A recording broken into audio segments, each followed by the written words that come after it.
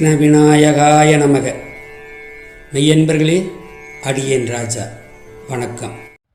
துரியோதனா, நான் தேரோட்ட இசைகின்றேன். ஆனால் என் விருப்பத்தின்படி பேசுவேன். இந்த நிபந்தனையின்படி ஒப்புக்கொள்ளுகின்றேன் என்றான். 17வது நாள் காலையில் கர்ணன் காலை கதிரவன் போல் தேரில் ஏறினான். சல்லியன் குதிரைகளின் கடிவாளங்களை பிடித்து சாரதியானான். சூரியனும் அக்னி தேவனும் ஒரே தேரில் இருப்பது போல் இருந்தது. கர்ணன், சல்லியா, நான் இன்று பாண்டவர்கள் 5 கொல்லுவேன். என் தோல் வலிமையை நீ பார்ப்பாயாக என்றான்.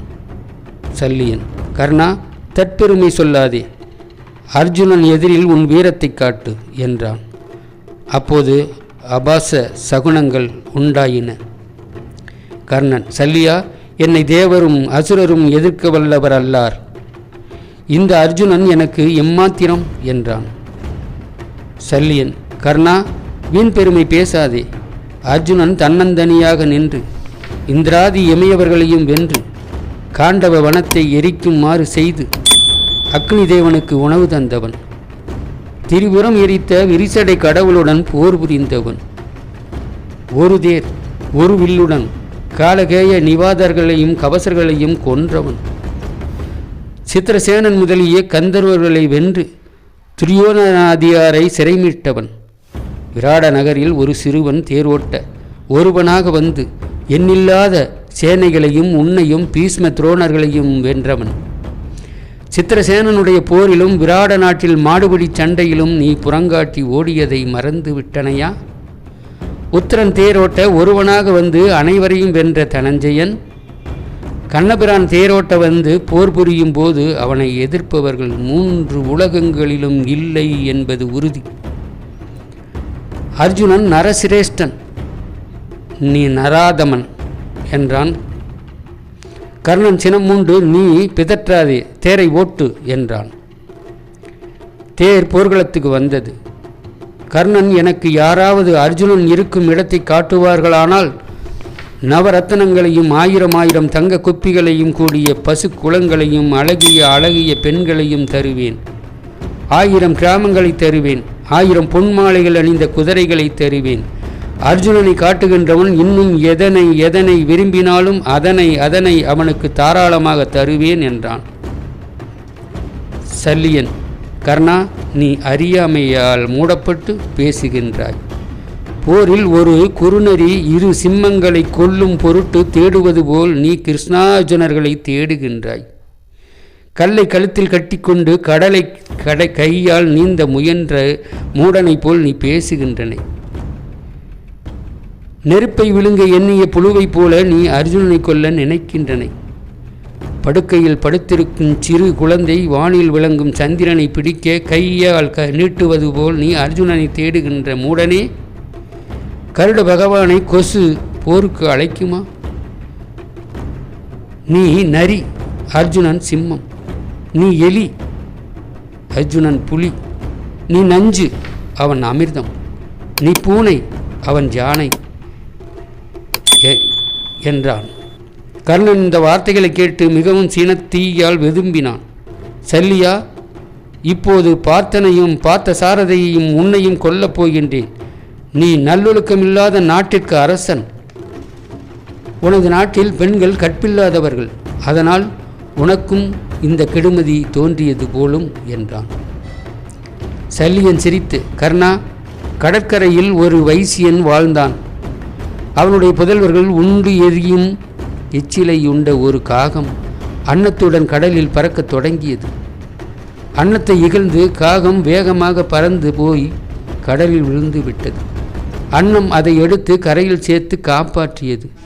அந்த காகம் போல் நீ கதறுகின்றாய் என்றான். கர்ணன், சல்லியனே, நான் அந்தன வடிவுடன் சென்று பரசுராமரிடம் வித்தை பயின்றேன்.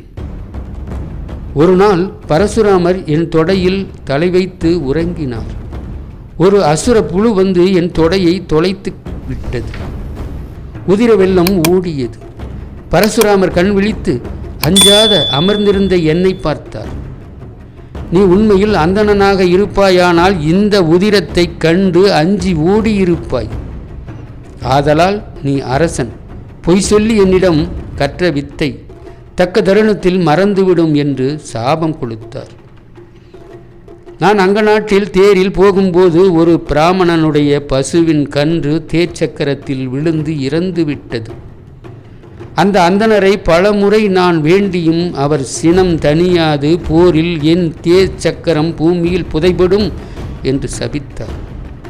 இந்த 2 பிராமண சாபங்களுக்குத்தான் நான் அஞ்சுகின்றேன், இல்லையேல் எனக்கு யாரும் நிகரில்லை என்றான். துரியோதனன் வந்து சல்லியனையும் கர்ணனையும் பணிந்து சமாதானம் செய்தான். இருதிறத்து சேனைகளும் கங்கையும் யமுனையும் கலந்தது போல் கலந்து போர் புரிந்தன. பீமன் யானைப்படையில் புகுந்து 10,000 யானைகளை கொன்று குவித்தான். சத்தியசேனன் என்ற கர்ணகுமாரனை பீமன் கொன்றான். தருமர் கர்ணனை எதிர்த்து வீர உரைகள் கூறி போர் புரிந்தார். வஜ்ரம் போன்ற ஒரு ஆயுதத்தை தருமர் விடுத்தார். அது கர்ணன் விழாப்புறத்தில் நுழைந்து உதிரத்தை பெருக்கியது. கர்ணன் நிலை தவறி மயங்கி நிலத்தில் விழுந்தான். உயிரை இழந்தவன் போல் ஆனான். கௌரவர்கள் ஹா ஹா என்று அலறினார்கள். தர்ம நெறியை நினைத்து மயங்கிய அவனை தர்மர் அடிக்கவில்லை. கர்ணன் மூச்சை தெளிந்து எழுந்தான். தர்மருடைய தேரின் சக்கரங்களை காக்கின்ற சந்திரதேவன் தாண்டதாரன் என்ற 2 பாஞ்சாலர்களை கொன்றான். 21 பாஞ்சால வீரர்களையும் சேதி வீரர்களையும் 11 கர்ணன் கொன்றான். கர்ணன் மறுபடியும் தருமரை எதிர்த்து அவருடைய தேரையும் வில்லையும் அழித்தான். கவசத்தையும் அறுத்தான். தருமர் உடம்பில் உதிரம் ஒழுக மாலை சூரியனைப் போல் சிவந்து காட்சியளித்தார். தருமர் அஞ்சாது சக்தி ஆயுதத்தை விடுத்தார். கர்ணன் 7 கணைகளால் சக்தி ஆயுதத்தை தணித்தான். தருமர் தளர்ச்சியுற்று விலகினார். தருமர் நீ விலகிப் போவது வீரமா, ஓடிப்பிழை என்றான் கர்ணன். தாய்க்கு தந்த வரதானத்தால் அவன் தருமரை கொன்றான் இல்லை. தருமர் கண்ணனால் புண்பட்டதை கண்ட பீமன் காலாக்கினி உருத்திரரை போலவும் கடல் அலை மோதி வருவது போலவும் வந்து கர்ணனை எதிர்த்தான். சல்லியன், கர்ணா, பீமன் மிகுந்த கோபாக்கினியை கக்கிக் கொண்டு வருகின்றான், இவனை வெல்வது அரிது என்றான். அநேக திவ்ய அஸ்திரங்களை ஏவி கர்ணன் பீமனை கதிகலங்கச் செய்தான். பீமன் கர்ணனை கொல்ல முயன்றான். சல்லியன், பீமா, கர்ணனை அர்ஜுனன் கொல்லுவதாக உறுதி செய்துள்ளான். நீ கொன்றால் அர்ஜுனனுடைய சக்திய வாக்கு பொய்க்கும். ஆதலால் இவனை கொல்லாதே என்று கூறி தடுத்தான். பீமன், மாமா, என் சின தீயை தணித்து நீர் இவனை காப்பாற்றினீர் என்றான். சல்லியன் கர்ணனுடைய தேரை வேறு பாகத்துக்கு கொண்டு போனான். கர்ணன் பீமனிடம் தோற்றதைக் கண்ட துரியோதனன் தன் தம்பியர்களை ஏவினான். விவிச்சி, விகாடன், கிரதகன், தத்தன், உபநந்தனன் என்ற திருதராஷ்டிரனுடைய புதல்வர்களை பீமன் கொன்றான். அர்ஜுனன் தண்டதாரன் என்ற மகத தத்தனை வதைத்தான். சம்தப்தர்களின் அனைவரையும் கொன்று குவித்தான். தமிழ்நாட்டு மன்னவனும் பீஷ்ம துரோணரை ஒத்தவனும் சிறந்த வீரனுமாகிய பாண்டியன் அஸ்வத்தாமாவை எதிர்த்து நெடுநேரம் தளராது நின்று போர் புரிந்தான். அஸ்வத்தாமா இறுதியில் பாண்டியனையும் அவனது சேனைகளையும் கொன்றார். அஸ்வத்தாமா திருஷ்டத்யும்னனுடன் போர் புரிந்து அவன் தேரையும் வில்லையும் அழித்து அவனை வாளினால் வெட்டச் சென்றார். அர்ஜுனா, உன் மைத்துனனை காப்பாற்று என்றார் மாதவர். அர்ஜுனன் விரைந்து சென்று அஸ்வத்தாமாவை எதிர்த்து போர் செய்தான். அஸ்வத்தாமா அர்ஜுனனால் தோல்வியடைந்தான். கர்ணன் தருமரை எதிர்த்து அவரை அங்கமெல்லாம் உதிரம் ஒழுக நன்கு அழித்தான். நகுல சகாதேவர்களையும் துன்புறுத்தினான். சல்லியன், கர்ணா, நீ தருமரை கொன்று என்ன பயன்? அர்ஜுனனை அல்லவா நீ வெல்லுதல் வேண்டும் என்று கூறி தடுத்தான். தருமர் மிகவும் களைத்து போய் பாசறைக்கு சென்று படுக்கையில் படுத்தார். தருமருடைய துயரத்தை அர்ஜுனன் கேள்வியுற்றான். கண்ணா, எனது அண்ணன் கர்ணனால் அடிபட்டு பாசறையில் படுத்திருக்கின்றாராம். என் மனம் அளவற்ற வேதனை அடைகின்றது. அவரை கண்டாலன்றி என் மனம் சாந்தி அடையாது. தேரை பாசறைக்கு விடுங்கள் என்றான். பாசறையில் சென்று நரநாராயணர்கள் தேரை விட்டு இறங்கி தருமரிடம் சென்றார்கள். பீமசேனனை போர் புரியுமாறு கேட்டுக்கொண்டு அர்ஜுனன் வந்தான். துன்புற்று உடம்பெல்லாம் கணைகள் பதித்து வருத்தத்துடன் படுக்கையில் உயிர் துடிக்க படுத்திருந்த தருமரை கிருஷ்ணார்ஜுனர்கள் கண்டனர். கர்ணனை வதைத்துவிட்டு வந்திருப்பதாக தர்மர் நினைத்தார். மாதவரே வருக, அர்ஜுனா வருக, உங்களுக்கு என்னை கர்ணன் கணைகளால் புண்படுத்தினான். அக்கொடியவனை வதைத்து வெற்றி மாலை சூடிக்கொண்டு வந்த உம்மை கண்டு மகிழ்கின்றேன்.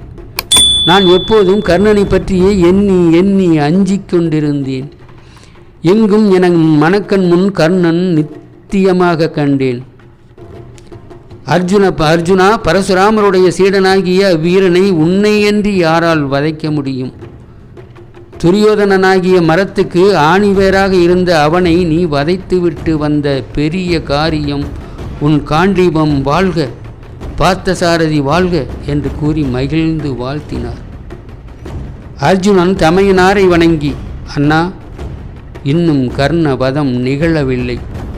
தாங்கள் அடிபட்டு உயிர்துடித்து கொண்டிருப்பதாக அறிந்து காணும் பொருட்டு வந்தேன் என்றான். இதனை கேட்ட தருமர் சினம் கொண்டார். பல்குணா, கதிரவன் சாய்கின்றான்.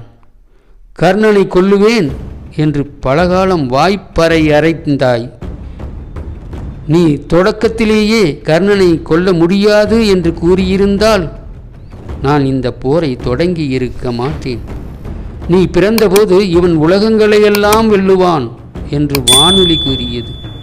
இவனைப் போல ஒரு வீரன் உலகில் உண்டானதும் இல்லை, இனி உண்டாகப் போவதும் இல்லை என்று சதசிருங்க மலையில் மாமுனிவர்கள் கூறியதை சொற்களை என் செவியில் எப்போதும் ஒலித்து கொண்டிருக்கும். இந்த வார்த்தைகளை பொய்யாகச் செய்து விட்டாய். உனக்கு காண்டீபம் ஏன்? இந்த சிறந்த வில்லையும் கேசவரிடம் கொடுத்து விடு என்றார். இதனை கேட்ட அர்ஜுனன் சினந்து தருமரை கொல்லும் பொருட்டு வடிவாளையுடையவன் கண்ணபுரான், அர்ஜுனா, நீ இப்போது வடிவாளை எடுக்க காரணம் என்ன? இங்கு பகைவர்கள் இல்லையே என்றார். கண்ணா, என் வில்லை பழிப்பவர்களை கொல்லுவதாக நான் பிரதிஞ்சை செய்திருக்கின்றேன். என் வாக்கு பொய்யாக கூடாது. என் காண்டீபத்தை பழித்த இவரை கொல்லுவேன் என்றான். பார்த்தா, உனக்கு ஏன் இந்த புத்தி வந்தது? தர்மத்தின் நுட்பத்தை நன்கு அறிந்தாயில்லை. பொய், மெய் என்பன எல்லாம் இடத்துக்கு காலத்துக்கும் ஏற்றபடி மாறும், இயல்பு உடையன. ஒருவனை ஒருவன் கொல்லும் பொருட்டு தேடி வருகின்றான். அப்போது மெய் சொன்னால் கொலை நிகழும். பொய் சொல்லி ஒரு உயிரை காப்பாற்ற வேண்டும். அந்த இடத்தில் அது பொய்யாகாது, பொய் கூட மெய்யாக மாறிவிடும். மெய் அகிம்சையோடு கூடியிருக்க வேண்டும். இவர் உனக்கு குருவை கொன்றால் அது கொடிய பாவம் அல்லவா? பொய்யினும் கொலை குற்றம் கொடியது மெய். அறத்துடன் கூடியிருக்க வேண்டும். மெய்யினால் தீமை விளையுமானால் அது மெய்யாகாது என்று. கேசவரே, எனக்கு தாய், தந்தை, குரு, தெய்வம் எல்லாம் நீர்தான். எனக்கு உண்மையில் என் தமையனார் ஆச்சாரியார். அவரை கொல்லுவது பாவம். ஆனால் வில்லை பழித்தவரை கொல்லுவதாக கூறிய சொல்லை எப்படி காப்பாற்றுவேன்? நான் பொய்யனாக கூடாதே என்றார். அர்ஜுனா, தருமர் என்பது ஆத்மாதானே, இந்த உடம்பு தருமர் அல்லவே. ஆதலால் தருமர் மனம் நோக நீ சில வார்த்தைகளை சொன்னால் இவரை கொன்றதாக ஆகும். உன் வாக்கு நிறைவேறியது ஆகும். ஆதலால் தர்மர் மனம் நோக சில வார்த்தைகளை சொல்லி உன் சொல்லை காப்பாற்றிக்கொள் என்றார் மாதவர். அர்ஜுனன், அண்ணா, நீ எந்த போருக்கு சென்றாய்? உனக்கு என்ன வீரம் இருக்கின்றது? நீதானே சூது ஆடினாய். இத்தனை துன்பங்களுக்கும் காரணம் நீதானே. நீ உன் என்ற ஒருமை சொற்களை கூறினான். அவ்வாறு கூறிய பின் அர்ஜுனன் ஆற்றொணா துயருடன் வடிவாளை எடுத்தான். கண்ணபிரான், தனஞ்சயனே, இப்போது ஏன் வாளை எடுக்கின்றாய் என்று கேட்டார். சுவாமி, நான் தமையனாரை நீ என்று கூறினேன். இந்த நாவுடன் நான் உலகில் வாழ மாட்டேன். ஆதலால் நான் தற்கொலை செய்து கொள்ளப் போகிறேன் என்றான். அர்ஜுனா, ஆத்மவதம் கூடாது. உன்னை நீயே புகழ்ந்து கொண்டால் அது தற்கொலையாகும் என்றார் கண்ணபிரான். அர்ஜுனன், நான் பெரிய வீரன், உலகங்களையெல்லாம் வென்றேன், பாசுபதம் பெற்றவன், காலகேய நிவாதர்களையும் கொன்றவன், நான் இணையில்லாதவன் என்று தன்னைத்தானே புகழ்ந்து கொண்டான். அர்ஜுனன் கத்தியை எறிந்துவிட்டு தருமருடைய பாதத்தில் விழுந்து அழுதான். என்னை மன்னித்தருளுங்கள் என்று வேண்டிக் கொண்டான். தருமர் உடம்பாலும் உள்ளத்தாலும் மிகுந்த வேதனை அடைந்தார். இனி எனக்கு ஒன்றும் வேண்டாம், நான் வனவாசம் போகின்றேன் என்று புறப்பட்டார். கண்ணபிரான் தருமரை வணங்கி, உத்தமரே பொறுத்தருளும், காண்டீபத்தை நிந்தித்தவரை கொல்வதாக அர்ஜுனன் கொண்ட விரதத்தை காக்கும் பொருட்டே உம்மை நீ என்ற வார்த்தையினால் சொன்னான், நிந்தித்தான். ஆதலால் நீர் கோபம் செய்தல் கூடாது, ஆறுதல் அடையுங்கள் என்றான். அர்ஜுனன் மறுபடியும் அவர் பாதத்தில் விழுந்து, அண்ணா, இப்போது கர்ணனை கொல்லுவேன், இது சத்தியம் என்று கூறினான். தர்மர் அவனை தழுவிக்கொண்டு கண்ணீரினால் அவனை கழுவினார். தருமர் மங்கள வாழ்த்துரைகளை கூறி அனுப்பினார். அர்ஜுனன் காண்டீபத்தை எடுத்துக்கொண்டு புறப்பட்டான். அப்போது நன்னிமித்தங்கள் உண்டாயின. பகவான், அர்ஜுனா, நீ சிறந்த பேராற்றல் படைத்தவன். நீ நினைத்தால் உலகங்களை ஒரு நொடி பொழுதுக்குள் நீராக்கி விடுவாய். இனி தாமதிக்காதே, சூதகுமாரனை கொல். அவனை கொன்று அறத்தின் மைந்தரை மகிழச் செய். துரியோதனன் செய்த கொடுமைகள் அனைத்தும் கர்ணன்தான் மூல காரணம். சூது ஆடியபோது அவன் உங்களை எள்ளுப்பதர்கள் என்றான். அபிமன்யுவின் பின்புறத்தில் நின்று வில்லை அறுத்தான். உன் அருமந்த மகனை கொல்ல வஞ்சனை போர் புரிந்த பாவியாகிய கர்ணனை நீ கொல்லுவதற்கு ஊரிய காலம் இதுதான். கர்ணன் மாண்டு இந்திரதுவசம் போல் விழட்டும். அவனுடைய உடம்பை கழுகுகளும் காகங்களும் கொத்தட்டும். கர்ண வதம் செய் என்றார் கர்ணன். அர்ஜுனன், மாதவரே, தேவரீர் திருவாக்குப்படி அடியேன் இப்போது கர்ணனை வதைப்பேன். அவன் அர்ஜுனை கொல்லும் வரையில் கால்களை கழுவ மாட்டேன் என்று விரதம் பூண்டிருக்கிறான். அன்று முதல் இன்று வரை என்பால் தீரா பகை கொண்டவன். சம்பரனை இந்திரன் மகிழச் செய்வேன். சம்பரனை இந்திரன் கொன்றது போல் கர்ணனை இப்போதே கொன்று தருமரை மகிழச் செய்வேன் என்றான். தேர் போர்க்களத்துக்கு வந்தது. பெரிய போர் நிகழ்ந்தது. துருபத குமாரனாகிய உத்தம மௌசன் என்றவன் கர்ணனுடைய குமாரனாகிய சுசேனனை கொன்றான். மேருகிரியின் பொற்சிகரம் போல் அவன் தலை விழுந்ததை கண்ட கர்ணன் புத்திர சோகத்தால் வருந்தினான். ஒளிப்பதிவாளர் மகிழேசுடன் உங்கள் ராஜா. நன்றி, வணக்கம். மீண்டும் அடுத்த பதிவில் சந்திப்போம்.